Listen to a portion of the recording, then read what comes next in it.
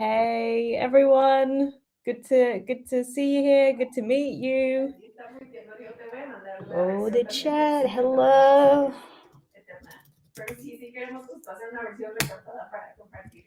Mexico. What part of Mexico?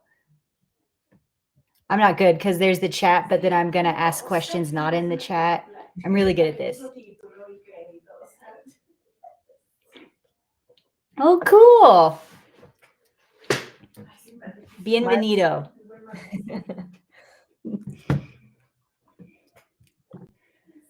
Webinars are, this one's going to be an easier one.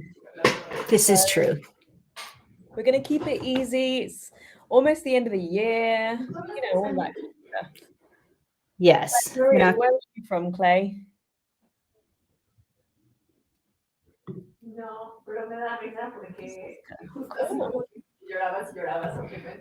Love it. Karen, what were you about to say? Oof, I don't really remember. I think I was going to build on the fact that this is not going to be a high stress webinar. Not at all. Not at all. We have some more people here, I think. Got some people coming in. Yeah. We'll give it a second or two before we get going, I think. I love it. For people that are here in the chat, I'm curious if this is your first event with this hug that you've been to, or if you've been to multiple. Webinars are hard, yo. Yes, Clay.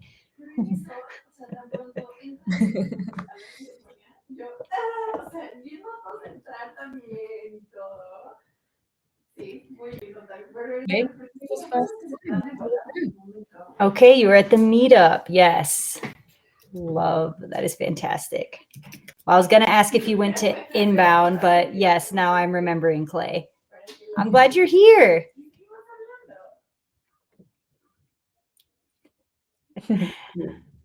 This seems like such an imbalanced relationship that I get to talk and that you're in chat, but we'll balance it out. I promise. I promise. Okay, Rich. You do not want me to have the power to speak. We do. We absolutely do. Yeah, you're actually wrong. That's not always a bad thing, Clay, to be honest. Nope. Sorry, you are going to see dogs running around behind me and all kinds of things. But it's work from home, so I think that's everyone. I'm not unique. Exactly. Karen, when do you want to get started here? I think we could probably get started with the housekeeping and people can continue to trickle in. Sounds good. All right. Well, I'll get us started. So first, guys, I want to say thank you for showing up for our last event of the year for our hug. So welcome to everybody. We're calling in from different places, so that's always super exciting. It's morning for me still. Dia, this is wrapping up your day. So yeah, thank you everyone for making the time. We're excited to have this be our last event and be looking forward to next year.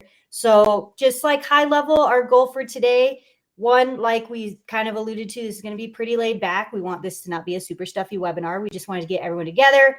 We wanted to have time to celebrate and reflect and also just kind of recap, I guess, the year that has been, in the HubSpot ecosystem and here as well. So we'll talk a little about the community growth that we've had. We'll talk a bit about HubSpot updates, past programming that we have done, and also some like forward looking, because we want to make sure that programming we do next year and moving forward is really helpful and valuable for you guys, and also brings you things outside of just HubSpot content, right? Like the networking and community piece as well.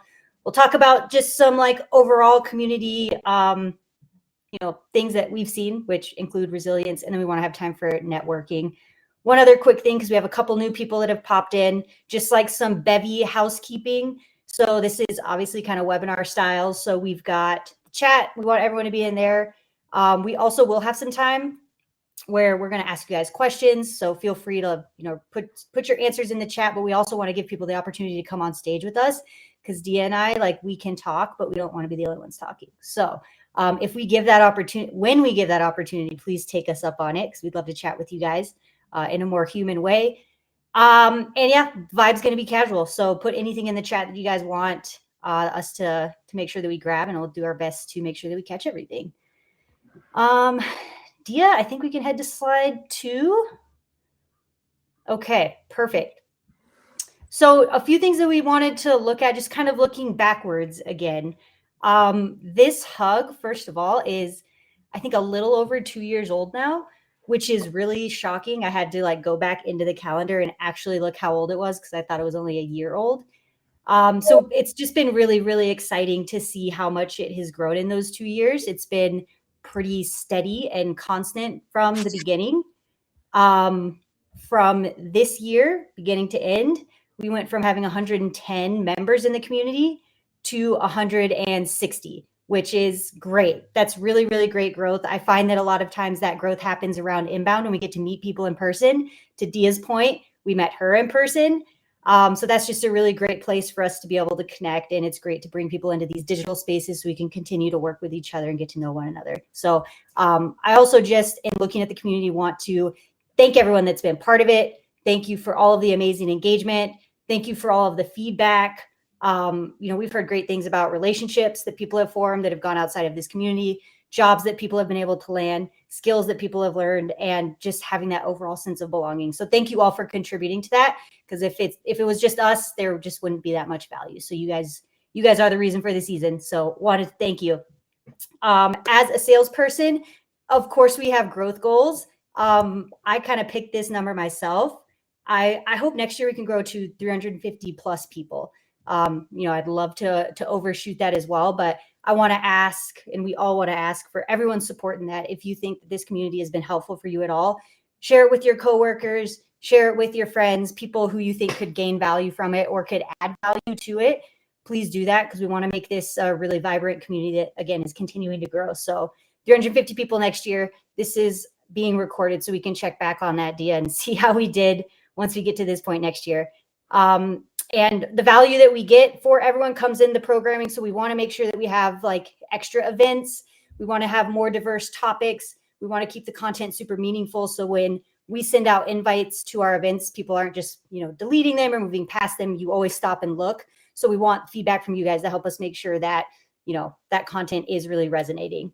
Other thing that we really want to focus on, because it's really hard, we have found, to keep a Slack community engaging. So if anyone in our chat is good at that and has tips, I would definitely love to take some, because it's a difficult thing to always keep your eye on and try to keep people engaged. So that's something that we will be focusing on. But again, any way that you guys have feedback, or if this is something that you do as grow community in Slack spaces, let us know, because we're always open to help, because we want that to be a space that everyone can really find value, and just have places for peer feedback and networking.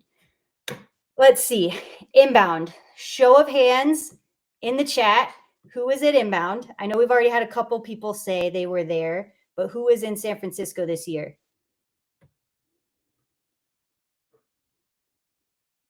Oh, yes. Got 2. I think there's probably a few more that said it at the start. I think there were probably a few more. Yep. Oh, that's fantastic, Clay. It is different. As soon as you go to Inbound, every other conference just becomes very stuffy and like boring. Awesome. So so many of y'all were there.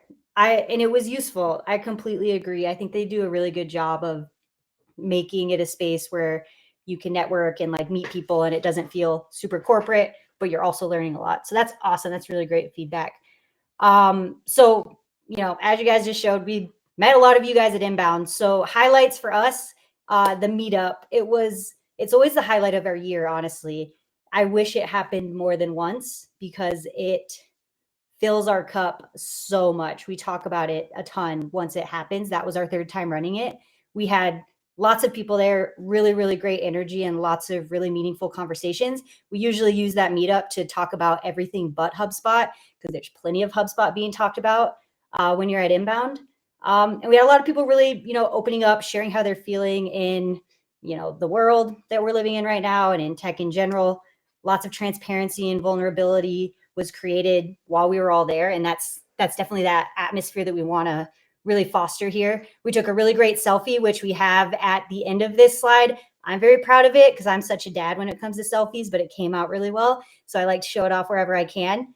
And HubSpot also sent us our feedback from the hug, and we got really great feedback from everyone. So that always bodes really well for us that we'll be able to host it again. So hopefully we'll be seeing everybody next year. Is everyone planning on being in Boston? I hope so. Hopefully my boss sends me. All right. Well, anyone next year, like this is another thing we've got to do really well at, team, in the Slack community. Let's make sure before inbound, we all say who's going and we make some time to meet even outside the hug. Because it's great to meet at the hug, but it's also really overwhelming because there's so many people. But I'd love to meet more of you in person and have more time to chat. So that's our inbound recap. And then just the last thing, you know, resilience in general. It's something that people in our community, and, you know, as allies as well, are very familiar with. So we just want to take a moment to acknowledge the resilience of this community and, you know, what you bring into your community outside of this user group as we wrap up the year, because, you know, the reality kind of is when you're in this community with us, you're kind of navigating two lives. You've got your work life and you're trying to build a career. You're trying to do your job. You're trying to be in this ecosystem and learn and grow, right? But at the same time, you're also living in this world that's probably not feeling safe all the time. And that's a reality that not everyone has to face, but everyone here can feel that, right? So I just want to give everyone a big shout out for doing that, because sometimes just showing up's not easy, but that's the best thing that you can do. So really want to, you know, cheers, hats off, pats on the back to everybody. It's not always easy, but heading into 2026, we got to keep doing it all over again. So I personally am very thankful for this space because it gives me a place to have people that I know are going through the same things as me. And it makes me feel really good. So Dia, I don't want to take everything, especially on that piece. Do you have anything that you would like to add there? I mean, just more of what you were saying, really. You're right. We do navigate two lives. It's the work life, the personal life, the balance, the keeping your head above water when community, especially, are being, you know, marginalized from every corner. Seeing your people go through it, it's never easy. And so I just think, you know, having a space like this, especially when work and personal kind of mix, and having like people who know what work life looks like, kind of also understand portions of what personal looks like, I think it's really helpful. So we definitely want to lean into that space into 2026 as we are looking at programming. You know, the hug is a great place to do it. The inbound meetup is also a great place to do it, but just really wanting to lean into like, what does Slack community mean to us and how can we really foster some of those like work and friend kind of relationships within that space. And it looks different to everyone, right? We all have chosen families. So really kind of looking at what that space looks like in 2026 for sure. I love it. Thank you for sharing that. Yeah, I think New Year, New Me is going to be Slack community. I want to get that up and running because everyone will benefit from it. Dia, I'm going to hand it off to you. Yeah, for sure. Thank you. Well, I mean, I just wanted to say that as we move through this, I mean, this year we had some great sessions, and one of our most attended events this year was actually how to manage leads in HubSpot. Now, I know leads has just got a big uplift and like a great makeover as well. So it's so interesting what people kind of lean into. And it was one of our most attended events. If you take the virtual space in the tracking and counting there, but you know, inbound, in person, the hug meetup obviously was a winner.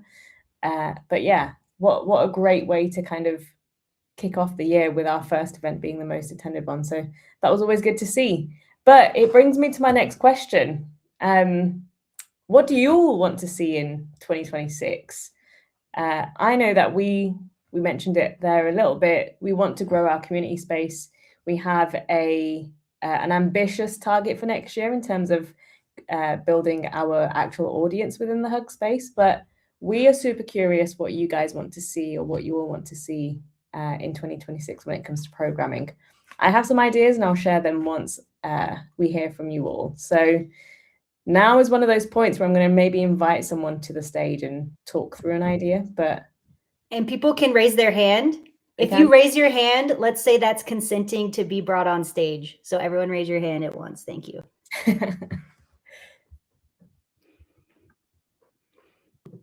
Anyone? I'll kick it off with a couple of ideas of what we want to do next year. So when we first started this Hug Space, I wasn't in the Hug Space when it first started. I was definitely an attendee, but we had more people join. So if you were at Inbound, you would have met Karen and Mandy. But within other events that we've had, we would invite people into this space and actually have like more panel type discussions. How to bring your best self to the workplace, that kind of thing, how being in this community specifically, how that kind of impacts you at work and that sort of thing. So we definitely had more people join previous hugs, and I think that's kind of something we want to bring into 2026 programming for sure. So that's one of our ideas. We also want to make sure that you guys are all kept up to date with what is happening in the world of HubSpot. So definitely looking at some new feature programming for next year as well, because that's definitely one of the things that, and I'll come on to this a little bit later, that people can be quite fatigued by. Just so many updates. HubSpot is keeping us busy with all of the new features and all of the new things that they release. So that's something.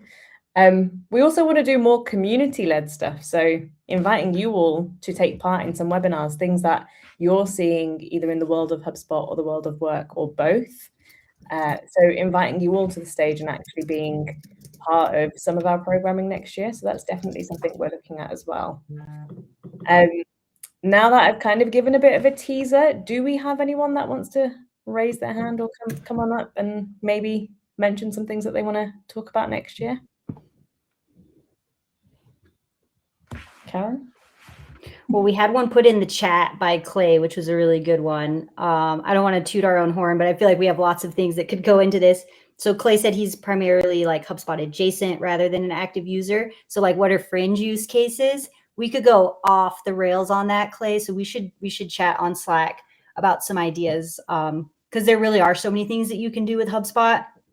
Like when people come to us and they just want their sales process built out, we're kind of like, boring. Like, we like to do the crazy stuff. So I think we could do something like that. I mean, I wonder too, like, are leads still a hot topic for the people here? Because the year before this, we did another leads webinar. It wasn't for the hug, but it had, Clay, I got you, I promise. But it had over 150 people or 200 people register. So it seems to be a very hot topic. And I think leads has been like morphing and getting better and better. So like, do you guys want more programming on that? There's also fringe use cases for leads, so we could look into that.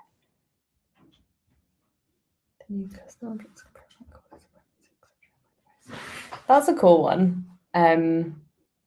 Rich, I don't know if you want to explain that one a little bit more. It's fine if you don't want to come up on stage, but here's there we go. Ooh, Rich. Hey, Rich. There we go. I had to start my video and everything. I can lower my hand.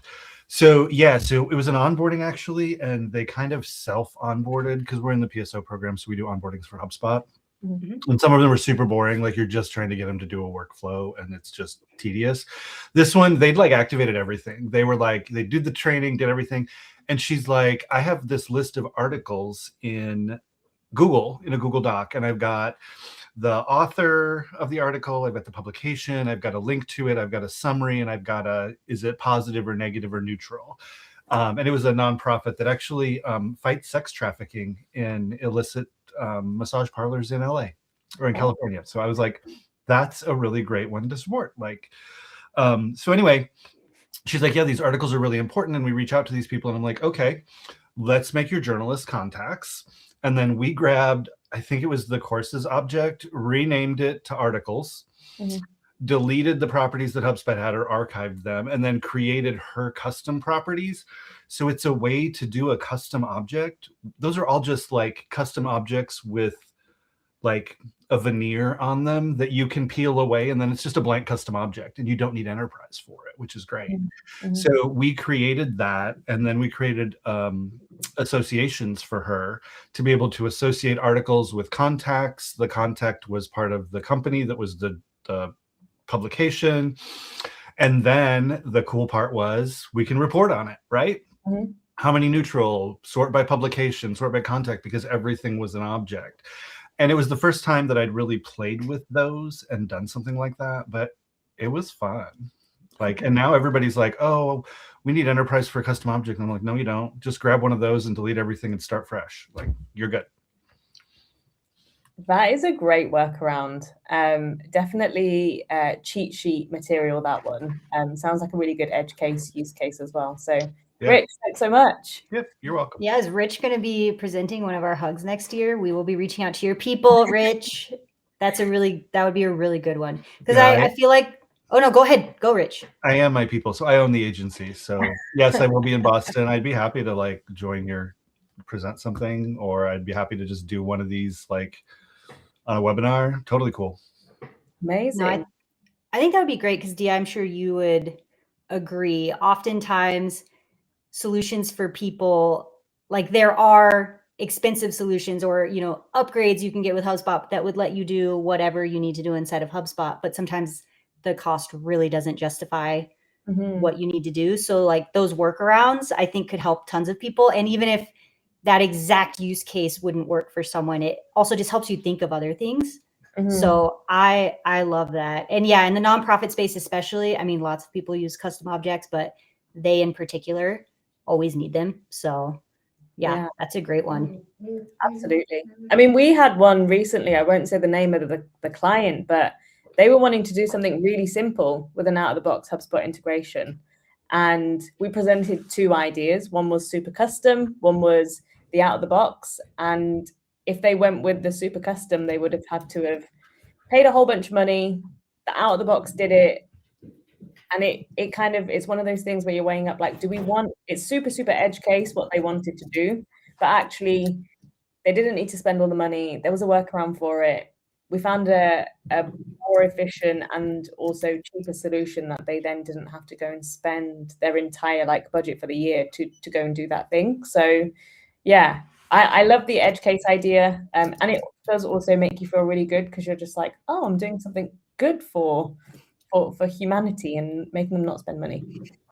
So I love the edge case idea. We'll definitely, our aim as well next year is to not just do one a quarter, one hug a quarter. It's if we have the team around us and we are able to kind of fly in the way that we did in year one, then I think we're going to aim to do more than one a quarter. Karen, this is recorded, so you can hold us to that as well.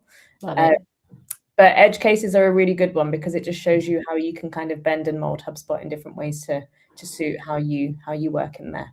So Rich, thanks for the inspo. Definitely writing that one down. Just before I kick it over here, are there any other programming things that you guys want to see next year, or should we move on? I'm sensing we should move on. Okay.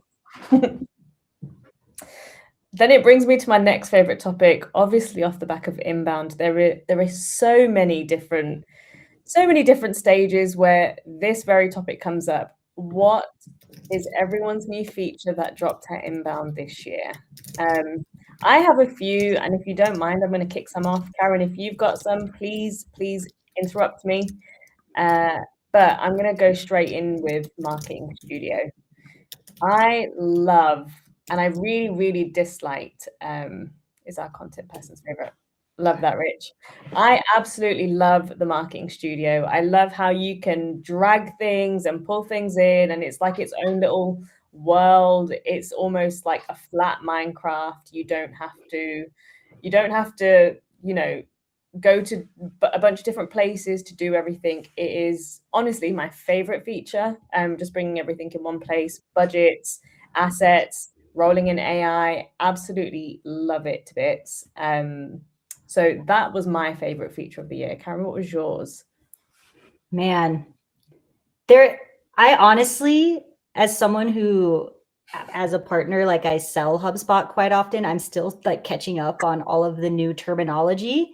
So like, I love the new Data Hub and just some of the tweaks with that, but I am still calling it Ops Hub religiously. So hopefully they never get me in trouble for that. So I really like that. And also the Smart CRM, like as an option, also super powerful.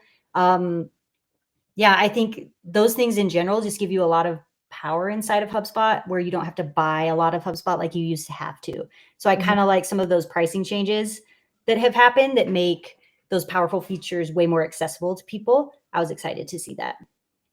Yeah, absolutely. And I think some of there are all these like grand features that come out at Inbound, right? And everyone talks about those ones the most. But actually, I think two of my favorite features that have come out within the last like few months that people don't necessarily know about, and then they go in the community and they're like, what is this? Like, how do I do this thing? And someone's like, boom, that was actually a new feature. So the first one is being able to report on line items. How much of a headache was that? I don't know about everyone else, but it was such a headache not being able to do that. So that's the first one. The second one is being able to, so as an agency, we tend to either take up a core seat or take up a partner seat. Now they have like a partner core seat, which is you get all of the access that you need. You don't have the ability to make someone not super admin, but you have all of the access and you don't like, you can do everything you need to without taking up a core seat or taking up a paid seat. So I really love that. And it kind of tied into that, the security features that they've just released now as well. I used to hate going in and being like, this person's inactive, this person's inactive, this person's never even signed up to their HubSpot account. Definitely a red flag. They do all of that for you now, send you an email, and they're like, we're going to remove these people from the account. Tell them before it happens, otherwise they're gone. I absolutely love that. It's such an underrated feature. And I'm like thinking more in the admin side because it's part of like what I do. But yeah, those are my favorite like kind of underdog features of the year for sure. Karen, do you have any underdog features? Oof, underdog features. I was thinking, what are features people hate or like things that have happened? Like, because now, sorry to not answer your question at all. I was thinking about the things I've seen the most. Yeah. Yes. Agreed. Also needing like a Commerce Hub seat to now be able to edit and recall quotes. Like it's always really frustrating when they take things away that are already part of your workflow. Mm-hmm. And even if it's just for like a day and then you can like complain to your CSM and they like unlock it for you, that stuff becomes super frustrating. So hopefully everyone complains sufficiently so we can get things like that back. Absolutely. Mm-hmm. Yeah. Yep. Might use this as an opportunity again to see if someone wants to come to stage and tell us what their favorite underdog and most hated feature is. So question for the crowd here.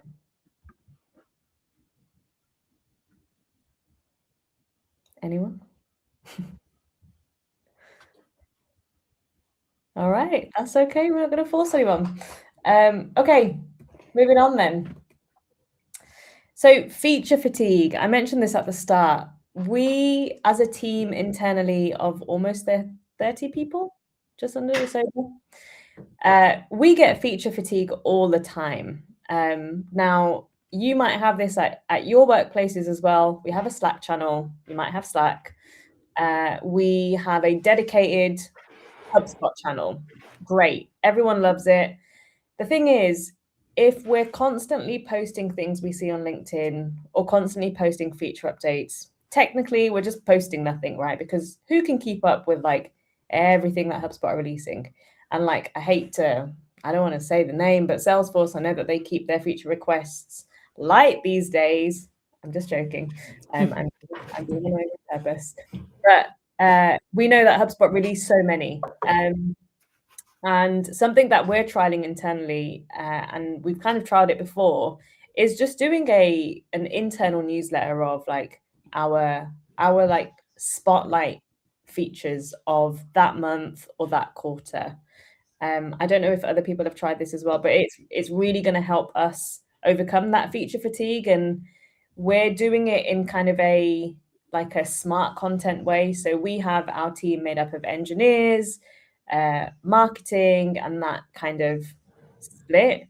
We're going to try and make sure that the features that are related to just the engineers, they get to see that. The features that are related just to marketing, they get to see that. Operational, they get to see that, rather than everyone getting an email every month and not looking at it because it's not super relevant to them.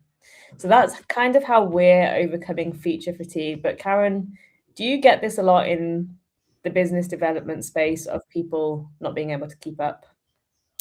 Oh, absolutely. I feel like that's like oftentimes people's complaint about HubSpot sometimes, which is kind of a good problem. But yeah, I think it says a lot that even a lot of partners and vendors that do stuff like we do, we get fatigued by it.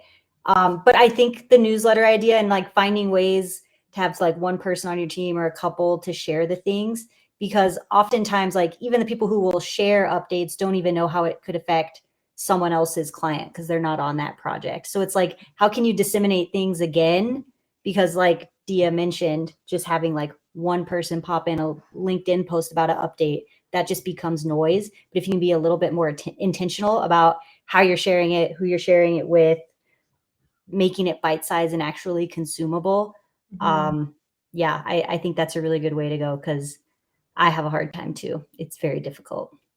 Yeah, for sure. And there used to be a time when HubSpot updates would like not be few and far between, but they would come in at a pace where you were like, oh, have you seen that new feature this month? And now it's like, oh my God, have you seen the 30 new features this month? Crazy. They're all like super interesting as well. We need to look at all of them all the time. But yeah, for sure. I agree there, Karen. I think we need to see if the HubSpot product team like is being properly fed and sees sunlight and things like that, because it seems like they are just working 24/7. Yeah, like when did they last touch grass? Exactly. Those kinds of things.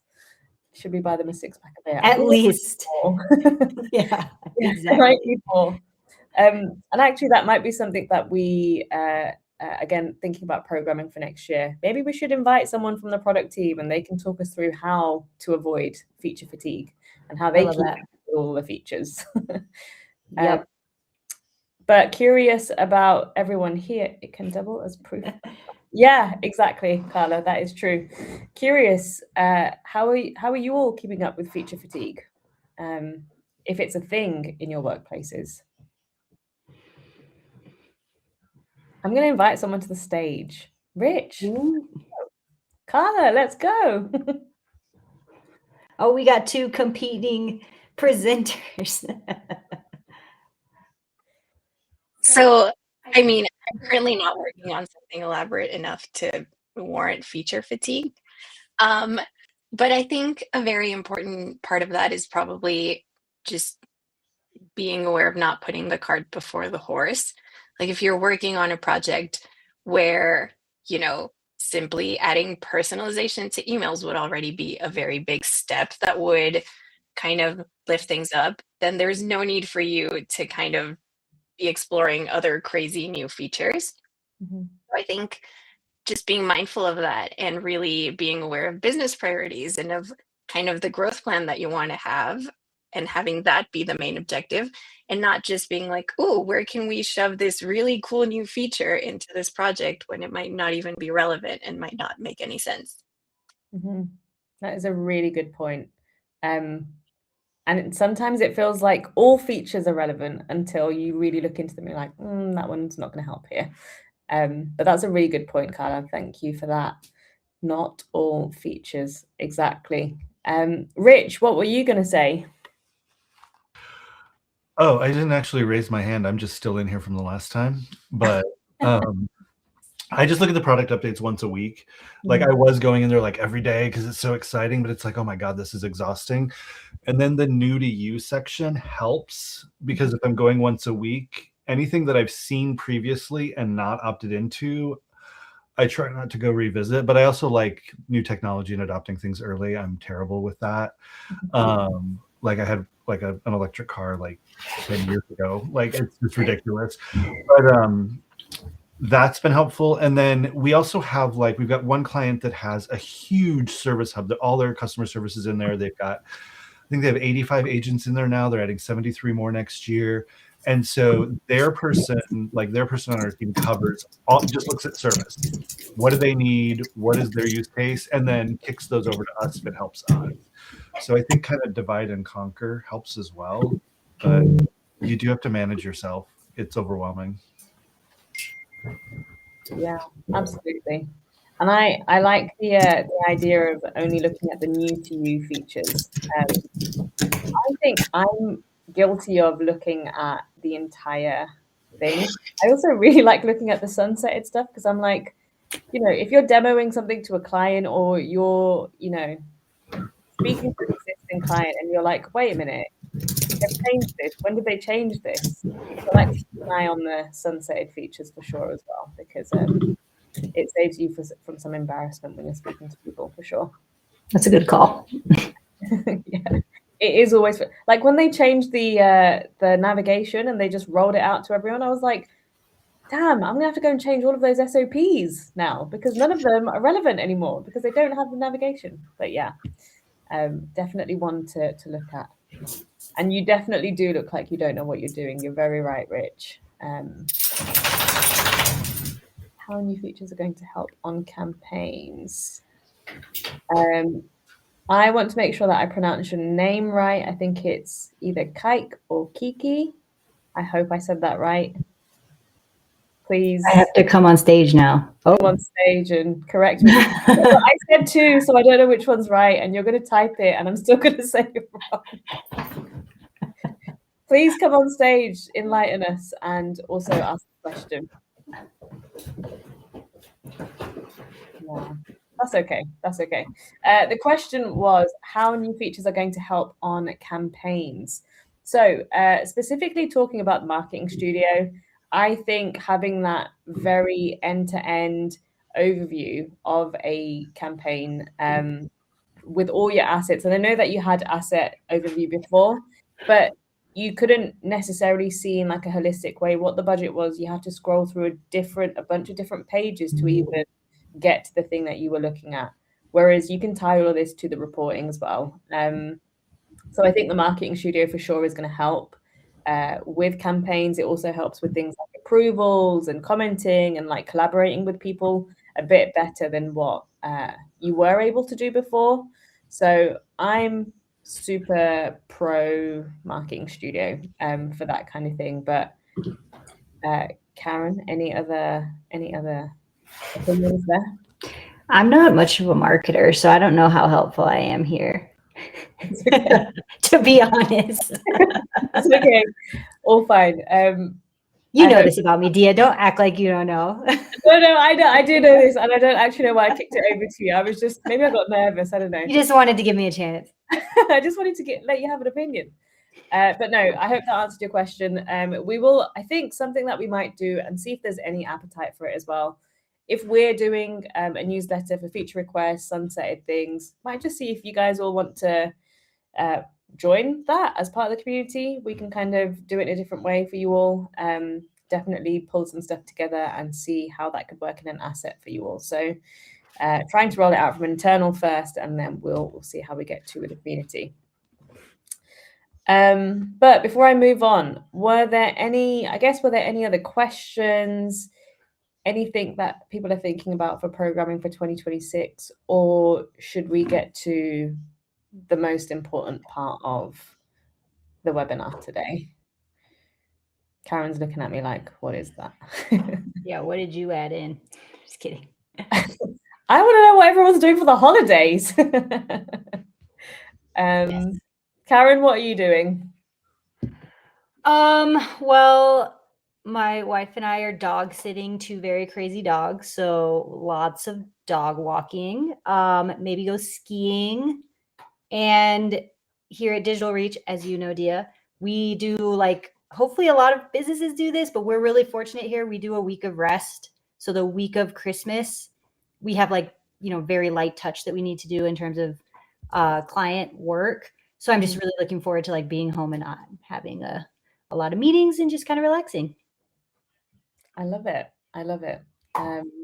Rich, you sound like you've been traveling, Lisbon and Barcelona. I love that for you.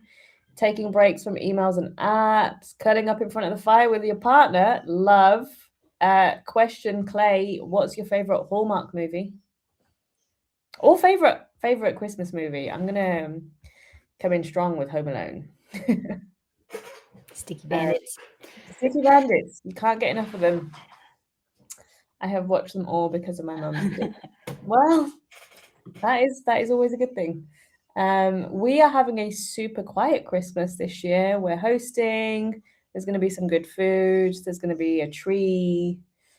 My wife is weird and has never seen Jim Carrey's The Grinch, so we're hopefully going to be doing that this year. Whoever this wife is needs to fix up and watch The Grinch. The Empire Strikes Back because it's on Hoth, a snow planet. I don't know what the last bit means. Do you? What's I Hoth? don't. I'm interested. I'm about to chat GPT this. Okay, cool. There's a new Michelle Pfeiffer holiday film out that's very pro-exhaustive mum at holidays. I love that. Maybe I need to watch that one. That does look and sound good. Yeah, I hope everyone has the best holiday, really. Whether you celebrate Christmas, whether you don't, whether you're hunkering down and it's winter over there, whether it's summer and Christmas is with palm trees. I don't know. Some people have that. I hope everyone has the best time. Karen, anything you want to say? No, same thing. Hope everyone has just some time to relax and recharge, because I feel like for everyone this time of year just becomes very chaotic, seemingly all of a sudden. At least it happens to me. So yeah, breaks I think will probably be warranted for everyone, and I hope everyone just has a great time with family, loved ones, four-legged friends, scaly pets, whatever they are. And we can't wait to do this all over again next year. Absolutely. And with that, thank you everyone for joining today. We are going to give you a bit of time back. Hopefully 2026 we'll see more of this, more community, more meetups in person, more programming. That is stuff that you all want to see. That selfie and degenerative. Exactly. More in real life, more online, more kind of loving the people around you. And yeah, with that, I'm going to say goodbye and thank you so much for joining us today. Thanks, guys. See ya. Happy holidays. Happy HubSpotting. Bye.